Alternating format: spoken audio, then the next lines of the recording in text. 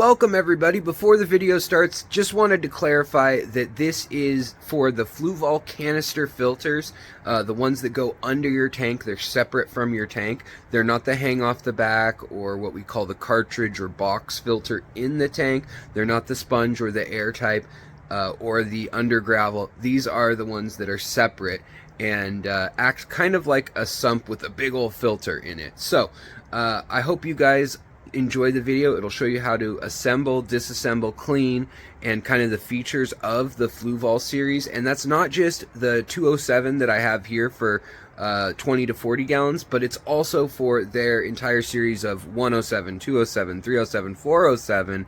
And they didn't pay me, they didn't give it to me. I've had it for a year and I just really like the thing. So here is my take on it. I'll see you guys inside. Hey everybody, what's going on? It's Alexander Williamson here with The Secret History, Living in Your Aquarium. And today we are going to be cleaning out the filter here, which is a Fluval 207. And these are the newer kind. I really like a lot of the features that they've added to them. So I'm going to kind of do an overview review of these just in case maybe you're considering buying a filter. But cleaning filters is one of the most annoying parts of owning filters oftentimes. And I have to say, because I'm a bum and was traveling so much and just I have such a natural ecosystem here that runs with zero nitrates, and a lot of the mulm and debris and fish poo just settles into these layers. I haven't cleaned it out in a year. I haven't done water changes in a year. I've just done water top-offs from evaporation. So you're gonna get to see what 1 year looks like in this setup. Now already I can tell you the intakes, they are a vegetative mess. It looks way worse than it is. It'll be easy to clean, but you can see how slow things are right now. This should be like spraying like a fire hose basically compared to when it was new. And same with the filter intake tube. It needs some cleaning out as well. But there's a really cool feature on this, and there's a couple things we're gonna need before we start. And gloves if you feel like you need them. I never use them for this kind of thing. But the other thing you're going to need is a 5-gallon bucket or a Rubbermaid type tote, some sort of container for the water. And it's going to be dirty, so maybe a towel to put down. I'm going with a SoCal beach vibe for today. But all we do is we look in here, and this lever here, you're gonna crank it up all the way. Make sure cords are out of the way. And that's gonna stop the flow of the water all the way. Now this cord is in the way because I tucked it up out of the way. But now that's stopped. So then all we have to do next is we're gonna detach those hoses. Now, if the system's as good as it says, look at that. There's only 1 or 2 little drips of water.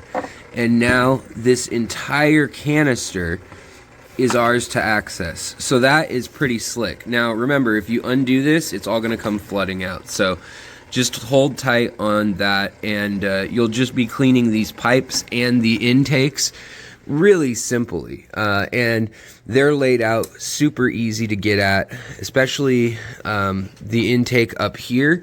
You can actually take a cap off the bottom right here. This pops off so that you can use a straight bottle brush cleaner to go right up the pipe, and then all of this snaps off so you can work with a straight pipe. And depending on how long you want the pipes, you can always trim them, or you can tuck them into your cabinet or wherever behind your tank. But that's the deal. Also, I like to scoop my aquarium light all the way forward, and I just use that as the light that I'm gonna work with. All my fish are fine. They don't have any oxygenation right now, but they'll be fine. The oxygenation was pretty lame anyways for what they were dealing with. The next step that is unrelated to this is we're going to be trimming all these plants. This is just a week and a half of growth since I cut it last. So next, let's get this canister out and I'll show you how to deal with it. All right, guys, so now we have the unit. We pulled it out. It was unplugged, and now you just pop both of these, take the top off. Now, your impeller and your important stuff, you might want to turn it upside down over the bucket, are here. And this is the stuff that can get gummed up pretty quickly, and so we'll talk about it. There's an O-ring sealing the whole unit, and then there's another gasket or O-ring around the whole thing, and they give you a couple extras when you buy this. So that's handy, but you'll shake it out just a little bit here. You can also use this pump, which helps you prime the unit, but it also helps you get the last bits of water out. You can see there's some leaves and moss and stuff. Same with around the edges. We're going to clean all that, but we're going to wait just a moment. So you can leave this on its side, and now we've got the dirty birdie water, and you can see how nasty that is. That's actually all just good mulm. So, even though it looks bad, it pours out pretty clear.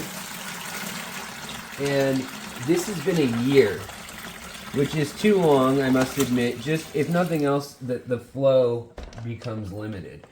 But this, if you have a healthy system, should smell exactly like fresh mushrooms and a wet day on like a trail out in the woods, out in the forest. Like, it should smell good. It should smell fresh. The water should not smell like sulfur or like sewage. It should smell clean. And a little bit almost like patchouli, or like a fragrant note to it that's kind of interesting, like incense. And that's the humic acid and tannins doing their thing. So the first thing we're going to pop out is the sponge unit, and that is going to drip. So we'll put it over this, and this is where all your muck and debris is going to be. And here we can kind of see what's slowing us down. There's even some fresh green life in here, plants, and that is going to be a sign. And we got a bunch of shrimp, so you may want to use a shrimp rescue mechanism, because they get trapped in here as babies, so do snails. And then they grow up eating all this stuff. But this is how dirty a year of it's going to be. Now the trick is, we don't want to clean all that off. We want to just kind of throw these in. I'm probably going to get more shrimp under this one. And we want to clean them off. In this, we can clean under a bathroom sink or whatnot. Here are going to be the finer pads. So these are the finer ones, and you can see just how much mulm and that's beneficial bacteria. So you don't want to actually clean all that. Like when I was a kid, my mom would clean my tank with soap and water and literally clean every single part. And that's not what we want. We want to keep the ecology intact. That's when I moved, I actually kept the substrate in the tank with water, even though it was a nightmare to deal with. So then we're gonna come over to this unit, and now they've got a handy little handle so you can pull all your little stacks out of the main filter. And now we've got an empty filter cartridge, which it's got the sludgiest of the sludge in here, but we're gonna pour that in because it's all beneficial bacteria, and that's actually really clean in there. And we can rinse that out either with some tap water if you want, or you can dechlorinate a bucket, however you want to do it. Now, I don't have any charcoal filtration on my unit because I don't feel that it's needed unless I'm dosing medicine. I think that's a scam, and I think any of the things that you'd replace monthly are a scam. So this is just a mechanical polishing filter that is on top of this stack. Now, other people say reverse the order, keep it in the order it's at. It probably doesn't matter. There might be an optimization that happens, but it's not a huge deal either way. But when you see this, you can see the sponge that I have at the bottom is super caked, and that's because the water is pushing the finest silt through here. Now this is like magic miracle mud if you're trying to start up a new tank. So if you have a new filter that's never been used, sponge filter, hang off the back, whatever, you can actually take some of that and inoculate your filter with it. And because this has been an oxygenated source, all your nitrobacillus, nitrobacter, all that stuff is going to be in here. But we need to clean it nonetheless. And so we're going to pull this out. and there's going to be different layers of how thick the sponges are in this compartment, and then that little handle fell through, and we'll just put it back together. But you'll probably want to wash all this just for the sake of how everything fits together. So now you got all your sponges out in here, and you're washing them around, you're getting the debris off and doing your thing. And it smells actually really good to me. It smells like picking fresh gathered mushrooms. And not all the debris comes off in it sometimes. So sometimes you'll want to go get a second bucket, or you'll get another bucket altogether to start with, and you can have just more water that's dechlorinated. But for me, this works. It saves space, especially if you've got a smaller space. So you can see the water's kind of gross in there, but that's all good bacteria. It's safe to touch bacteria. I wouldn't eat it, but safe to touch, and it's what's keeping your tank, like my tank, super crystal clear and healthy with 0 nitrates. So we want to keep as much of it as we can while we get rid of the crud. So now we've got like one of those already that's clean enough to put back in. So we're going to put that back in, but first I want to clean these trays. So I'm going to go clean all these trays. These bio beads can pretty much stay dirty. They're ceramic, and they're supposed to be covered in bits of bacteria at the finest level. So those can stay dirty. You can put more bio beads in all these if you want. You can have 1 filter sponge, 2. You can add whatever you want to it. Makes it nice because you can customize it. And we're going to clean all this, so let me clean this. I'm going to add more dechlorinated water to the whole thing. That's how I'm going to go about this, but I'm going to do that in the other room. Just wring out all the sponges that we pulled out, like the ones I showed you, and I'll be right back. And then in the process, I'm going to clean out these parts. Then we'll deal with the impeller head and talk about a few last things, but that's how easy this is. Alright guys, so I want to show you just how dark the water is. And it actually, like I said, has a smell of herbs or patchouli. It doesn't smell like fish poop. Nor should it be fish poop unless you're raising like all cichlids or plecos or something like that, and just absolutely have a ton of water filtration or a ton of water flow and movement. You can just clean these pieces off good enough. If they ever get a buildup on them like algae, then you'll want to scrub it, or like a clay type silt buildup, but that shouldn't happen for quite a while. And because now no light gets into the canister stack like it used to with the clear hoses and clear trays and things in the past that have been in other models, you can actually just kind of rinse it off quickly. Doesn't even need to be dechlorinated water, and deal with it. Now this is the water that was dechlorinated and topped off from the sponges, and I just want to pour it out so you guys can see what to expect if you have a really full tank. So beware, it can be nasty. Now what I'm going to do with the rest is actually put it in the garden, because this is pure nutrients. This is absolute amazing rocket fuel for plants. So that's all I wanted to say about that, and the fact that I will happily put my hands in that, you know, wrist deep, and it doesn't smell like sewage or wastewater or anything like that. When you have a really planted tank, it smells earthy, a little spicy. Like I said, on the new system, it's pretty easy. You just pull the tab, and it's literally right there. Now that looks like some gunk and grime, easy to clean up, and it just depends on how thorough of a person you are, but you probably don't need to do this right away. But this is the impeller. This should be a little tricky to get out in that it should feel like there's resistance, like it's something's holding it in there, because it is a magnet. A magnet is holding it in there. This is the center bar that it spins around, but there's a magnet in there, and with the power off, the magnet's less, but it's still a little tricky to get at when your hands are wet. So sometimes you'll have to just get at a special angle to get at it, and you can bring the whole thing out like this, and then you can clean in between all these pieces really well. It's the exact same impeller head as you'd see on a filter, just like a hang off the back filter. This is the same thing that spins and powers that. Same thing as all of your power head that just blow water, or wave makers. So it's really simple. It's just a little electromagnetic impeller motor, and we just need to clean off that. You can use the tap water or whatever, and depending on how extreme you want to get, you can get some of the humic or tannic stains out of the plastic if you really want. Isopropyl will do that usually, but I don't do that. I just rinse it and make sure that the surface is clean. So I'm going to go do that. This is already back together, no problem. And then all we do is snap it all back together, plug the hoses in, and I'll show you the last step with priming it. Alright, so back up here, we've got the outflow, which I cleaned off. I took off this cap on the bottom here, cleaned it out with a bottle brush, straightened it out.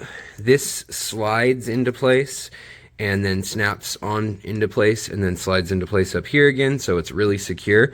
But when you're priming your tank, when you're putting water back into the canister filter, you don't fill up the canister like some of the older systems. This last system, over the last, whatever, 2 or 3 years that Fluval has had, what you do is you put the inflow pipe, which there's actually a little ball valve in here, and you can open it and clean it, but didn't need it right now. I've cleaned it recently.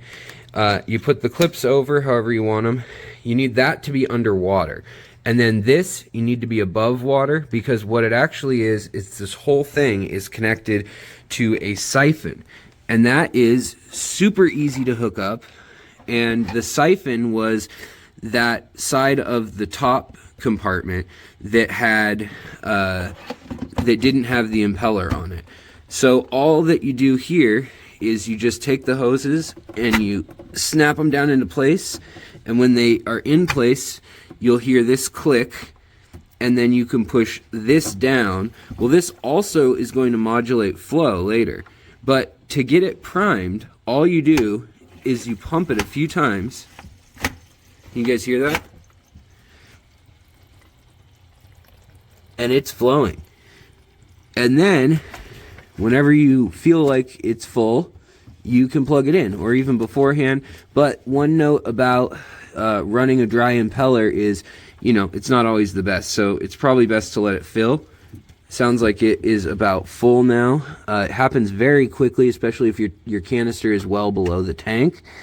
And so once you get it going in here, it's going to start pulling, and you'll feel it coming through the hoses eventually. And right now we can hear that it's kicking in and going. And look at the change in the flow from the beginning of the video. This thing is like a fire hose, like I said now. And you can control that with the gray valve down there.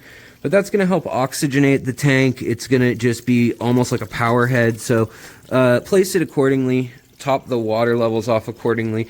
And one more trick, if you can't get all the algae and bits out of your piping or your filter and input heads and things like that, what you can do is you can just put a little bit of half water, half hydrogen peroxide, just the 3% type stuff that you get at the pharmacy, and shake it around in there. It'll kill all the algae or cyanobacteria that could be at the mouth or the head of these pieces. Oh, you guys made it to the end. Congratulations. So I hope if you guys were thinking about getting this filter and you hadn't decided yet, maybe it's pushed you over and you're thinking you're gonna get it now. It's one of my favorites out of the 6 or 7 brands of canister filters, and dozens of other kinds of sponge filters, all sorts of little container filters or box filters, as well as sumps, as well as no filtration, mechanically speaking. And if you're scratching your head and saying, what do you mean no filtration? I think you'll check out the other videos on my channel and be interested in what's there, because we talk about just about every kind of filtration and type of freshwater fish keeping there is, and we go into the science of it. So if you have an interest in that, stick around, check out some of the other videos and playlists for this channel. And also, I'll put a link to this series of the 107, 207, 307, 407 Fluvals in the description down below if you guys are interested in getting one. I wasn't paid at all or anything for this, and I'm not. I didn't get it free or anything like that. So this is just my personal opinion, what I would use for a canister filter, and it's what I use only on really my show tanks that have a cabinet below. In the fish room, I use sponge filtration or hang off the back or Wallstead method. So that's all I have to say. Thanks for coming around. Have a great day, and I will see you guys next time. Bye.